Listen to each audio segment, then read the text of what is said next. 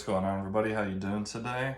So I'm thinking about doing some short, like 2-3 minute clip videos about specific things that I love about vacuums and robot vacuums and the things that I hate about them. Let me know down in the comments after you watch this video if you think this is a good idea and if you want to see more like this, or if I should just scrap this altogether. So this is not a bash on the Shark Vertex, except for this one key feature that I hate. I actually really like this vacuum so far. I think it's very good. I actually like it better than my Dyson, which I never thought I would say. But I noticed one thing today as I was setting up for a new test against the Shark Vertex upright. And I think it's kind of a big deal, and most people should know this before they buy. Now, I don't think many people, after they go and vacuum, they empty out the dustbin every time they vacuum. And one of the cool features that this thing has is it folds up for, so you can throw it in your closet or whatever. Makes it a lot smaller, and then it makes it able to stand up. So if you have debris in your dustbin like this, not very much, not something you think you should have to empty, and you want to store this, it's very cool. You store it like this, and, you put it in your closet or whatever. But when you want to go and use it again, obviously you got to fold it back up.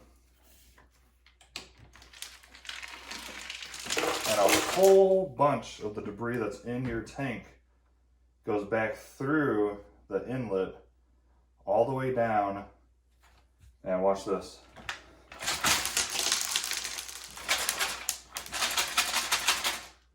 That comes out. So essentially you got to re-vacuum. Not the biggest deal in the world because you can just vacuum it back up.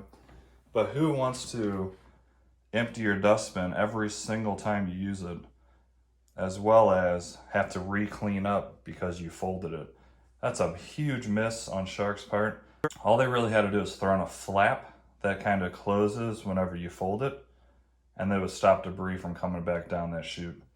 So let me know down in the comments if you agree with this. It's not like a huge issue or anything. I still like the vacuum a ton, but it's just something that they overlooked, and then I just noticed, and I feel like you guys should know before you purchase. Once again, not a huge deal. If you empty it every time, you'll be good. You won't have to worry about this, but I wanted to point it out. All right, do me a favor. Let me know down in the comments if you liked this quick video. If you want to see other quick videos like this about specific robot vacuums or cordless vacuums or corded vacuums. I got tons of everything. Let me know what you want to see specifically, and I can do a quick test like this for you. And yeah, just please let me know what you guys think.